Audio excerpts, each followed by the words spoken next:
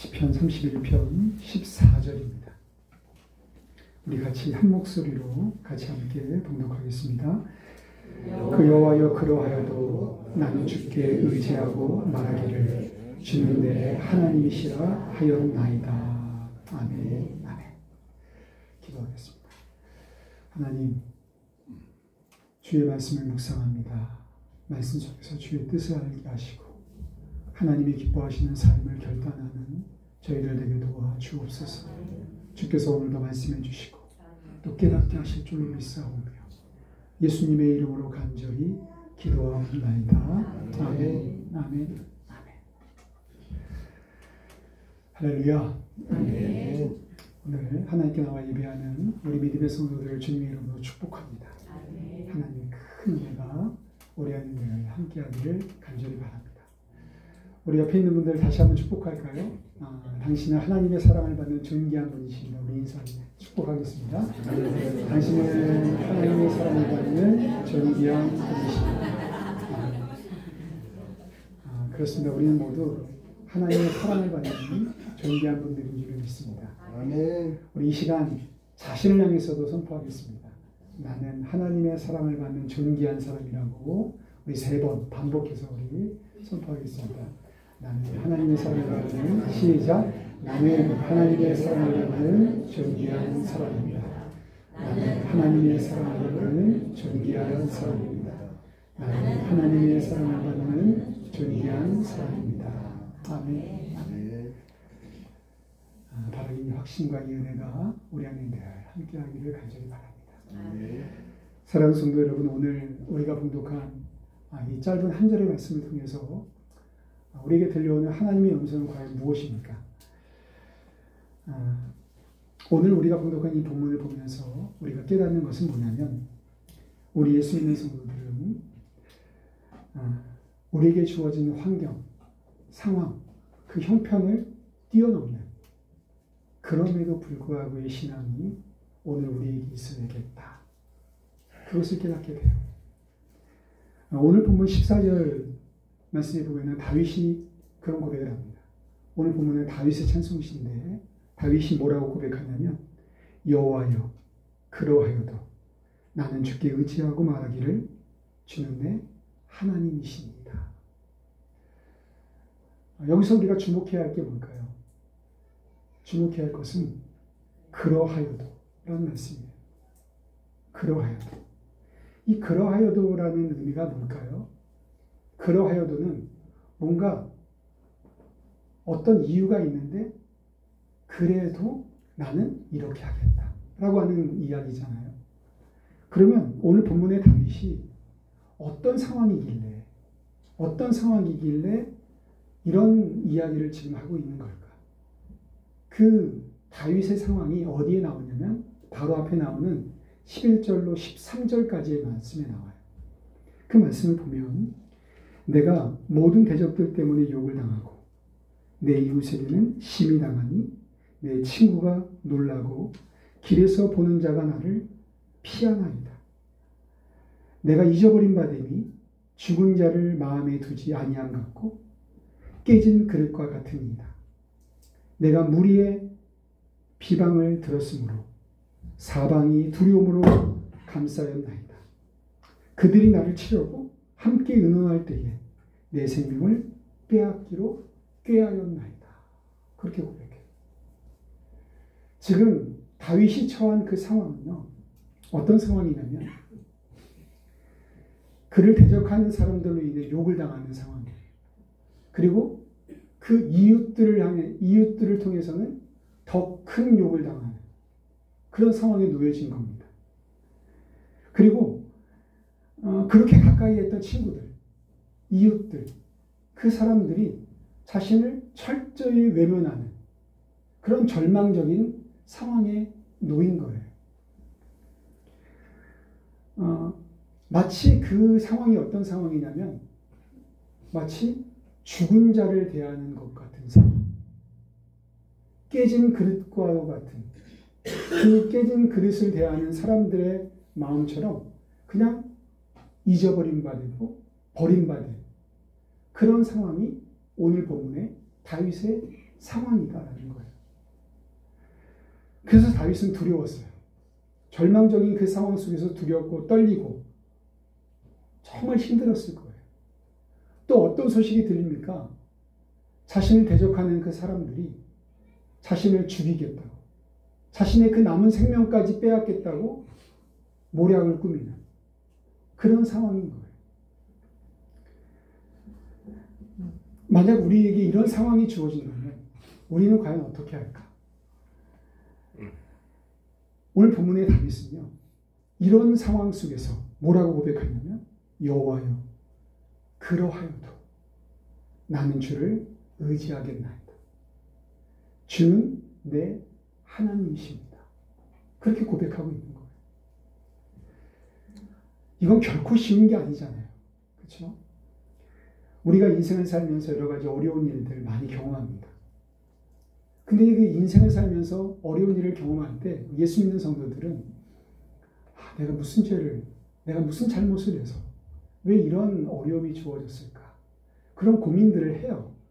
근데 정말 감당하기 어려운 시련이 주어지면 내 잘못이 뭔지를 돌아보기 전에 하나님 원망합니다.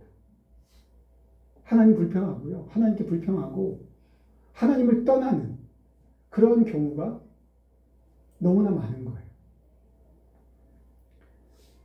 그런데 오늘 본문의 다윗은 달랐다라고 하는 거예요.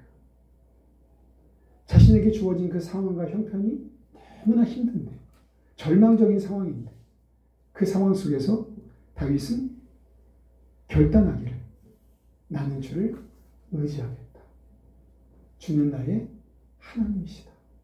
그런 고백을 그는 하고 있는 거예요. 이것은 뭘 의미하는 걸까요? 다윗에게요, 환경을 초월하는 그 믿음이 있었다 라고 하는 것을 말하는 거예요. 오늘 우리에게도 이 믿음이 있기를 간절히 바랍니다. 보통의 사람들은 환경이 좋으면 기뻐하고 또 하나님을 찬양하고 또 하나님께 감사하고 영광을 돌리는 그런 삶을 살아가요. 그런데 환경이 어려우면 그러면 그런 삶을 살기가 너무나 힘든 거잖아요. 아까 말한 것처럼 하나님 원망하는 그게 더 쉬운 그런 상황. 근데 오늘 본문의 다윗은 달랐다. 그리고 오늘 본문이 그 증거다 라고 말하는 거예요. 오늘 우리의 마음속에 특별히 한 해 동안 하나님의 은혜에 감사하는 추수감사주의를 맞이하는 우리의 마음속에 이 다윗의 그 감사의 마음, 다윗의 그 하나님을 의지하는 그 마음은 정말 우리에게 도전이 되는 거예요. 오늘 우리의 삶이 정말 그런 복된 삶 되기를 간절히 바랍니다. 아멘. 우리가 인생을 살면서 평안하고 형통할 때 아까 말한 것처럼 감사할 수 있고 하나님 찬양할 수 있고 기뻐할 수 있어요. 그렇지만 어려우면요, 그게 쉽지 않아요. 그러다 보니까 진정한 믿음, 진정한 신앙이라고 하는 것이 어려울 때 나타나는 것 같아요. 우리가 코로나라고 하는 어려운 상황을 교회가 겪었잖아요. 저는 이 코로나라는 상황을 겪으면서 어떤 생각을 했냐면, 이 상황을 통해서 그 믿음의 어떠한 강함, 믿음의 어떠한 정도를 발견하는 그러한 기회가 되지 않았을까라는 생각도 했어요. 끝까지 남는 한결같은 믿음을 가진 그러한 성도들을 보면서 감사하고 또 고맙더라고요. 저는 그렇게 생각합니다. 믿음이라고 하는 게 뭘까? 믿음이라고 하는 건요, 변함없는 거예요. 많은 믿음의 기준들이 있지만 저는 한결같음이다 라고 생각합니다. 그래서 한결같은 분들을 보면 존경하고 또 저도 그렇게 되기를 기도하고 소망해요. 우리 믿음의 선진들도 그랬어요. 우리가 아는 욥, 하나님이 욥기를 보면, 욥기 1장에 보면 하나님이 악한 마귀 사단에게 욥에 대해 칭찬합니다. 욥은 온전하고 정직하고 나 하나님을 경외하는 자다. 그는 악에서 떠난 자다. 너는 그를 봤냐? 이렇게 물어보는 거예요.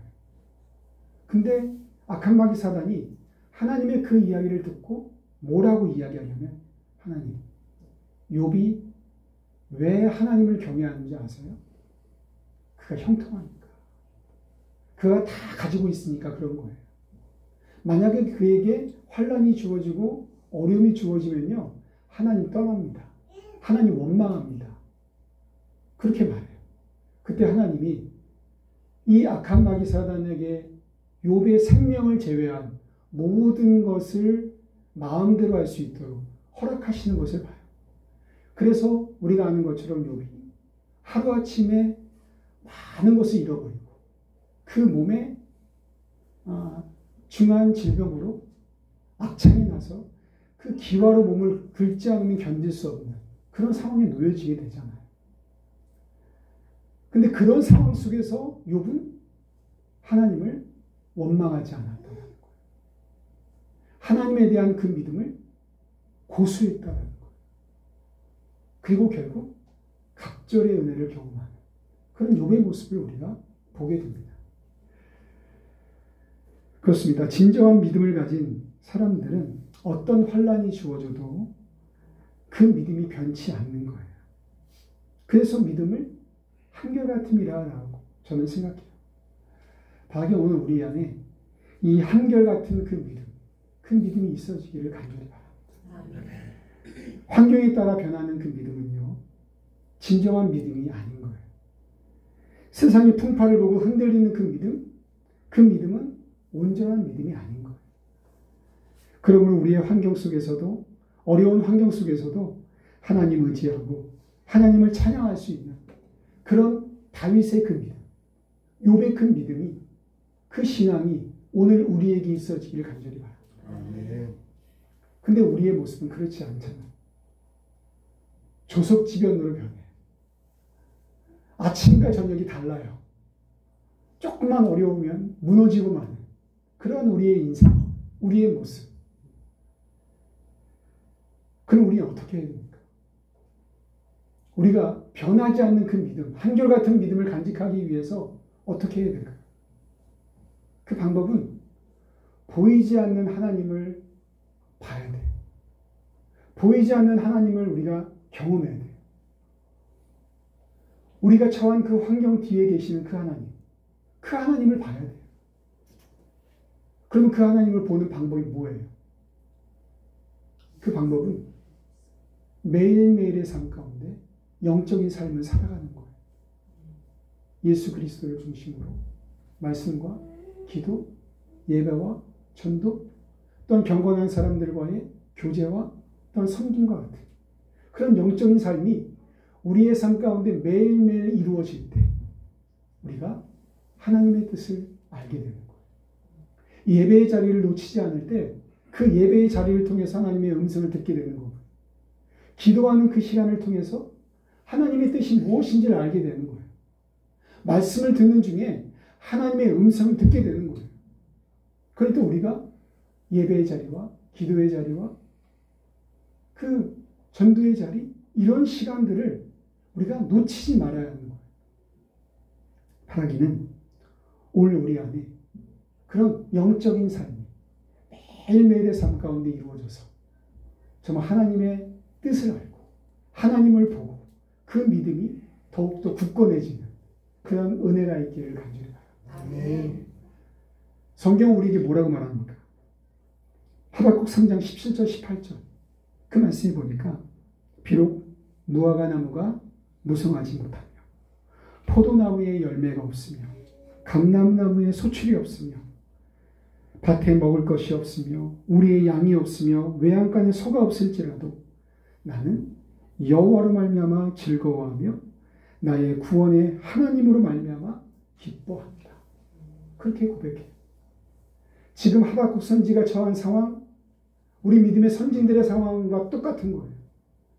무화과 나무가 무성하지 못하고 포도나무에 열매가 없고 감람나무에 소출이 없고 밭에 먹을 것이 없고 우리의 양이 없고 외양간에 소가 없는 정말 절망적인 그 상황 속에서도 하박국 선지는 나는 여호와로 말미암아 즐거워하고 나의 구원의 하나님으로 말미암아 기뻐한다. 그렇게 고백하는 그런 모습을 봐요. 오늘 우리 안에 이 믿음, 이 신앙 간직해서 정말 하나님 보시기에 아름다움, 하나님 보시기에 내 마음에 흡족한 자다, 합한 자다 인정받는 그런 복된 신앙, 복된 삶이 오늘 우리의 삶 가운데 함께하기를 주님의 이름으로 축원합니다. 네. 우리 함께 찬양하고 기도하겠습니다. 우리 그리 아니하실지라도 우리 찬양 함께 찬양.